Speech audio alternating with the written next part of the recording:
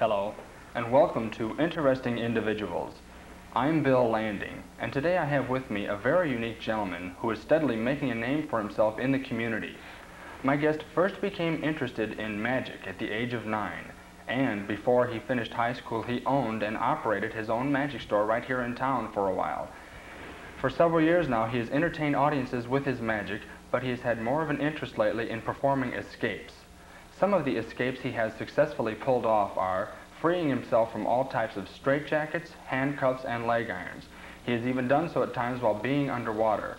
Among some of his more difficult and more dangerous feats, he has escaped from being chained inside a packing crate that was set on fire, from being sealed inside a funeral home coffin, and he is the only person ever, he claims, to have escaped from being locked inside a United States mailbox, a feat which he intends on doing again in the near future.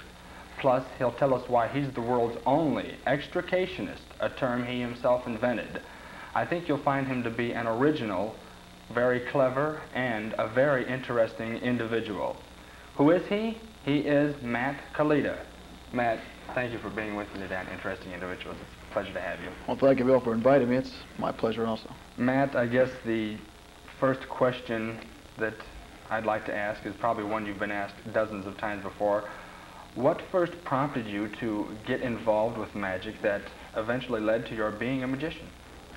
Well, actually, when I was a little kid, I've seen several magicians perform on TV before, which interested me quite a bit.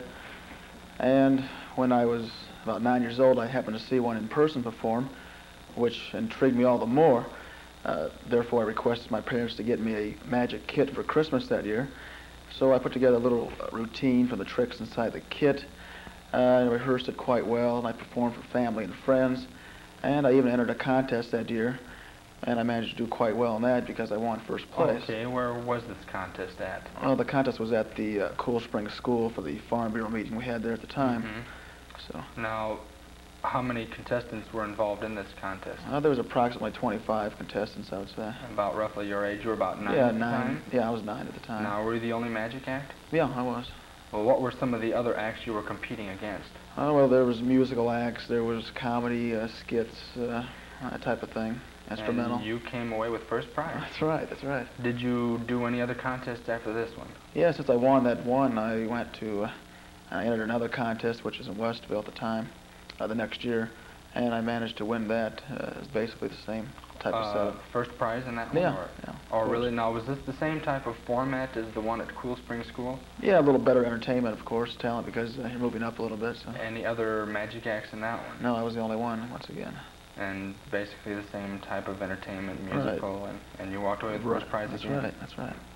Oh, maybe in a roundabout way you were sort of telling everybody then that this is what you were serious about doing and that this was, you know, yet to come in the future. Matt, just precisely, what is magic and what is its purpose? That's a good question. Magic, the common term magic is referred to as someone performing witchcraft, sorcery. That's the true meaning of magic. Someone casting spells on someone, using black magic, white magic, that type of thing. Performing magic is totally different. I use pre-made props to actually deceive people. It's not true magic in the sense of the word magic. And its mere purpose is to simply entertain the way I do it. That's what I could say with that. So magic is basically a form of entertainment for people. It's not the term, as you started to mention, witchcraft and sorcery and black magic. That's basically a couple of hundred years ago that those There are some practitioners still now doing that, you know. Still now doing that. Yeah. I see. But you feel it's more or less just a light form of entertainment. Right, to you an art, yeah. Okay, what is the difference, if there is one, between magic and illusion? Okay, the difference being, if you're talking magic, like I said, with the witchcraft sense, that's being the difference between illusion, because illusion is props built to deceive people. You're not actually seeing the things you are seeing at the time with illusion, okay? But if you're considering magic and illusion, the way I do it, it's all one and the same thing. Magic is illusion, illusion is magic. It's totally the same thing. They are both the same to you. One and the same with what I do. Now, will most other magicians basically say that too? simply just say they're both one and the same, or do they have other definitions? There may be some other ones personal, but to me it's the same. So. How long have you actually been practicing magic for shows now? Well, since I was 9. But I mean, that you've been entertaining. For a living, I've been doing it like 5 years, actually. You know. Mm-hmm. What do you feel, in your opinion, a good magician should do to successfully entertain an audience, captivate them? What are the ingredients a good magician should have to entertain an audience for about an hour and a half? Okay, that's a good question also. I feel a good magician should be able to keep his audience entertained for an hour and a half, not necessarily with old card tricks and coin tricks. Try to come up with something new.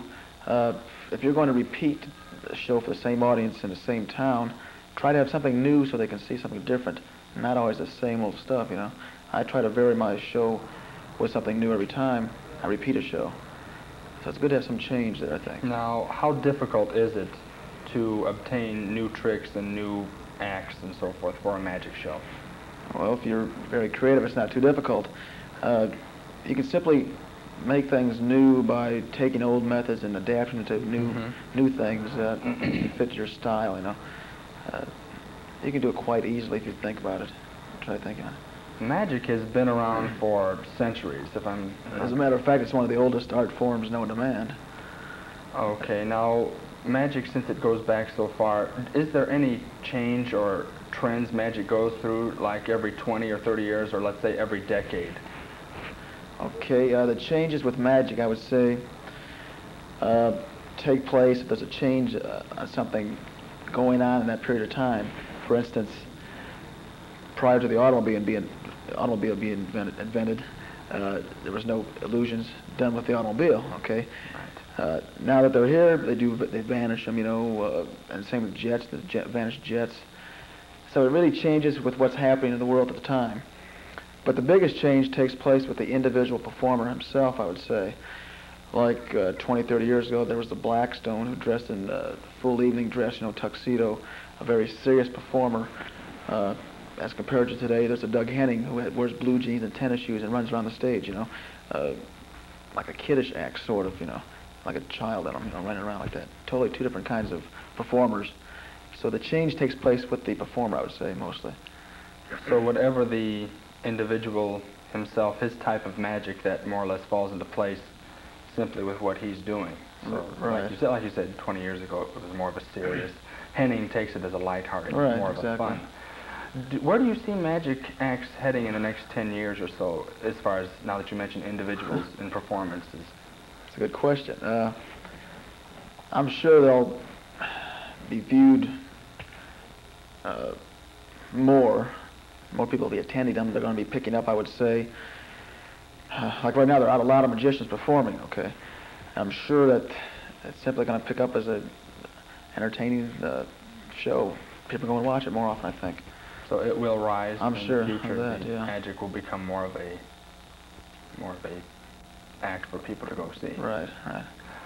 You call yourself an extricationist. All right, now people hear that word and they think, what on earth is he talking about? Tell us why you picked this name and define the term for us, if you would, please.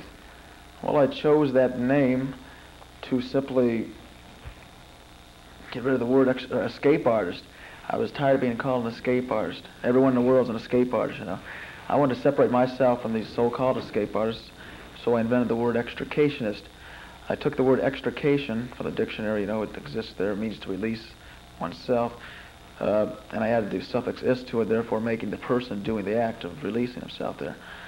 So the word extrication did exist in the dictionary, as you just mentioned, but you added the IST to, it says, now the definition for extrication is, again now, what is it? To release, To release something. Yeah, right. All right, so extricationist means to... Be the person releasing himself from something, you know, restraints or whatever. And I, being the world's only extricationist, use only regulation legitimate equipment to escape from. I see so many escape artists, they tend to use their own straight jackets. They merely twist a little bit and they fall right off of them. I have to actually work at mine. I have to unbuckle each strap and buckle that, you know, to work at to get out of the straight jacket. Their handcuffs tend to fall off. I work at mine once again.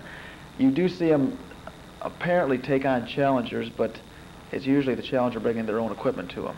Therefore, they're familiar with the equipment. Right. I'll accept your handcuffs. You bring out to me, I'll accept to attempt to release myself, or the police restraints. So then you feel that many escape artists really are not true to what they're doing. They have prearranged straitjackets or handcuffs or leg irons that they can get out of. They've used like for months or maybe even years, and they can get out of them at a snap. Exactly. And so if somebody comes through the crowd and says that you can't get out of this pair of handcuffs, it's usually someone he has maybe paid beforehand to. That's exactly it. And so he can get out of them. Right. And like I said, I'll accept any challenge. You don't know anything about the person or any of the equipment that they are bringing on stage for the most part. Right. Right. Whether it be handcuffs or leg irons or chains or anything like that. And right. Now, as a matter of fact, I have a standing offer of $50 that anyone can restrain me with any legitimate restraint. I can't get out. To keep in mind, folks, $50 for anybody who can bring something on stage that you cannot release yourself. Right. Right. So that's interesting. You know, I wasn't sure about your point of view on the other escape artists. Are there an awful lot of them that do that, or just a certain amount throughout the country that do it that way? Have somebody else bring up mock equipment that they can get out of? Everyone I've seen, which is not all of them, of course, have done that. So I could say all I've seen. But not you. Not me. Well, that's really the best way to be. You know, being natural, because you can't perfect your craft unless you accept new challenges. Exactly. If you use the same stuff over and over again, you're just really almost cheating yourself. Am I not correct? Right. You'll get no better. You'll get no better.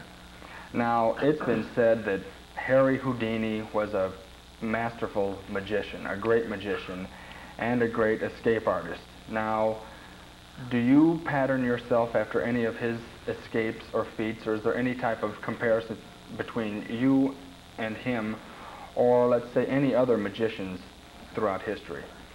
First of all, let me correct you on the earlier part of your statement there about Houdini being a great magician.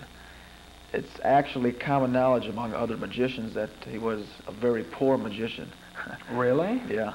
He failed with his 1926 show, as a matter of fact. He took on tour.